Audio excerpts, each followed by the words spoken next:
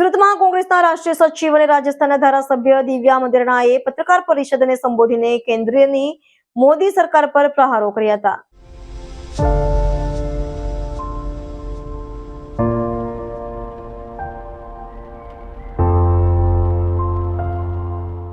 સુરતના અથવા લાઇન સ્થિત સર્કિટ હાઉસ ખાતે પત્રકાર પરિષદને સંબોધતા રાજસ્થાનના ધારાસભ્ય અને કોંગ્રેસના રાષ્ટ્રીય સચિવ દિવ્યા મંદિરણાએ જણાવ્યું હતું કે ગ્રામીણ અને છેવાડાના માનવીને રોજગારની ગેરંટી આપતી મનરેગા સ્કીમે અને અનેકના જીવનમાં આમૂલ પરિવર્તન અને ખુશાલીના દ્વાર ઉઘાડ્યા હતા. સરકાર તરફથી કરોડો લોકોને રોજગારી પૂરી પાડવામાં આવતી હતી. વર્ષ 2004માં સત્તાના સૂત્રો સંભાળ્યા પછી નરેન્દ્ર મોદીએ મહાત્મા ગાંધીના નામ અને મૂલ્યોથી ચાલતી યોજનાને ખાડો ખોદવાની યોજના ગણાવીને રાષ્ટ્રપિતાનું અપમાન કર્યું હતું. તેમ છતાં યોજનાને ધીમી ગતિએ ચાલુ રાખી હતી. જોકે તાજેતરના શિયાળુ ક્ષેત્રમાં આ યોજનાનું નામ બદલીને વીબીજી રામજી કરવા સાથે ગ્રામીણોના ખિસ્સા પર તરાપ મારતા મોદી એનડીએ સરકારે તેના બજેટ પર એક લક્ષ્મણ રેખા ખેંચી દીધી છે, જેના પગલે ગ્રામીણોની રોજગારીની તકો ઘટશે. તો સાથે નેશનલ હેરાલ્ડ મુદ્દે પણ પ્રહાર કર્યા હતા. ખોટા કેસો કર્યા હોવાના આક્ષેપો કર્યા હતા.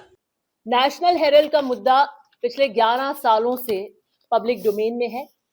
आप सब उसको सुनते आए हैं. श्रीमती सोनिया गांधी और राहुल गांधी जी के ऊपर ईडी के द्वारा बनाए गए इस झूठे बुने हुए जाल का पर्दाफाश हुआ है.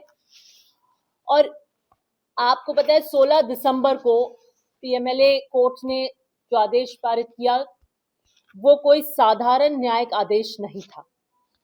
भाजपा के एजेंसी राज के चेहरे पर से वो आईना हटाने का काम किया और उस एक आदेश से लोकतंत्र का चेहरा चमक उठा.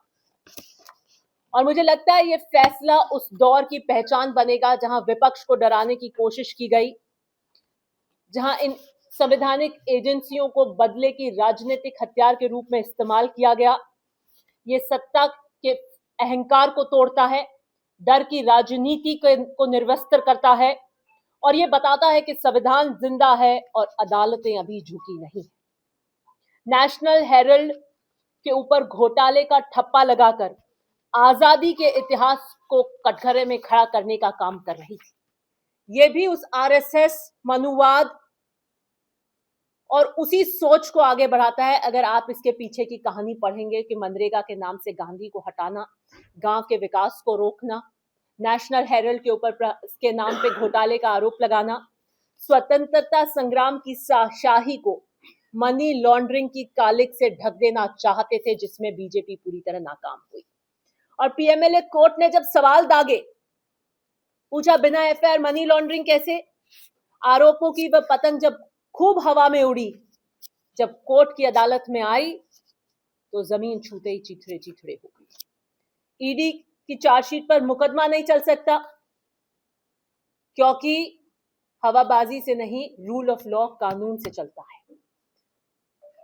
इलेक्शन डिपार्टमेंट बन चुका है ईडी.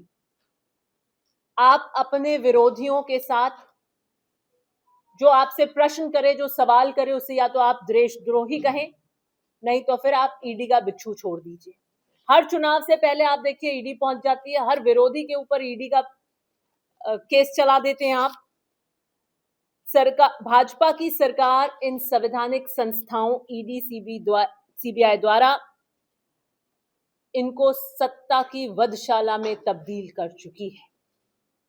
नेशनल हेरल्ड का जो पूरा मामला बुना गया वह कानून की किताब में बिल्कुल शून्य साबित हुआ और इस बात का प्रतीक है कि सिर्फ और सिर्फ भाजपा का प्रोपेगेंडा था. भाजपा का बहुत सरल गणित है.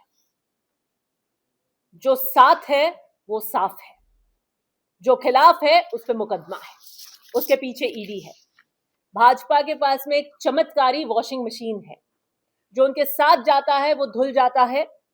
सोनिया जी, राहुल गांधी जी ने भाजपा के सामने, उनकी दमनकारी नीति के सामने संघर्ष का ब्यौरा उठा रखा था. वो झुके नहीं. कांग्रेस इस मुश्किल दौर में भी गरीब के साथ में, वंचित के साथ और पिछड़ों के साथ उनकी आवाज बनकर खड़ी रही. और यही कारण है सोनिया गांधी और राहुल गांधी जी के लिए फाइलों का ये मक्कर जाल बुना गया, जिसमें फंसाने में वो बिल्कुल नाकाम हुए, जिसका पर्दाफाश हुआ. बिना किसी अपराध के, बिना किसी साक्ष्य के उनकी धैर्य की परीक्षा ली गई, लेकिन वो हिमालय की तरह अडिग रहे. न पैसा इधर हुआ न इधर हुआ, न कोई निजी संपत्ति बढ़ी, फिर भी कह रहे हैं कि घोटाला हुआ है।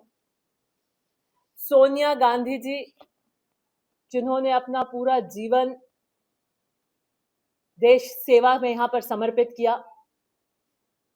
आप सबको याद होगा कि जब राजीव गांधी जी, और अखबार में छपा था कि जब उनको लेकर आया गया तो वहां चेहरा नहीं था।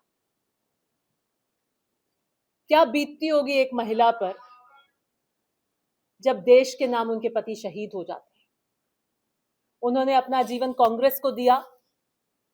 उन्होंने भारतीयता को आत्मसात कर मनरेगा जैसे कानून, right to education, MNREGA, right to social security, RTI जैसे कानून वो लेकर आई और प्रधानमंत्री की कुर्सी तक का त्याग उन्होंने कर दिया। उन पर आप इतने छोटे घोटालों के आरोप लगाना चाहते हैं सिर्फ प्रतिशोध की राजनीति से। ये बहुत दयनीय है। आज आप साहिब मसनद तो है लेकिन कल नहीं होंगे। ये जिल्ले इलाही ने जो फरमाने शाही जिस तरीके से आप करते हैं,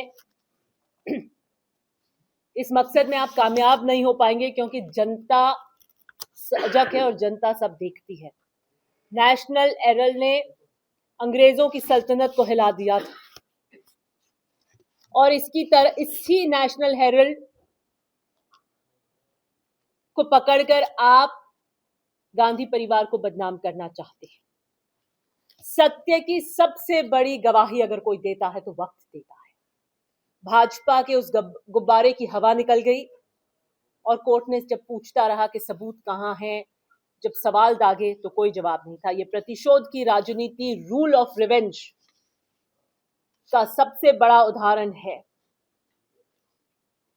आप सब देख रहे हैं कि हम महंगाई से त्रस्त हैं, युवा रोजगार के लिए सड़कों पर उतरा हुआ है और आप चाहे सोनिया गांधी, चाहे राहुल गांधी, चाहे महात्मा गांधी कर गांधी मुक्त भारत बनाने की कल्पना की ओर अग्रसर हैं। आप कांग्रेस मुक्त भारत की बात करते हैं, आप वोट चोरी कर वोट मुक्त भारत भी बनाना चाहते हैं। आप जॉब मुक्त भारत बना चुके हैं, आप अब श्रमिक मुक्त भारत बनाना चाहते हैं, आप लोकतंत्र और संविधान मुक्त भारत बनाना चाहते हैं, लेकिन भारत की आत्मा इस प्रहार को बर्दाश्त नहीं करेगी।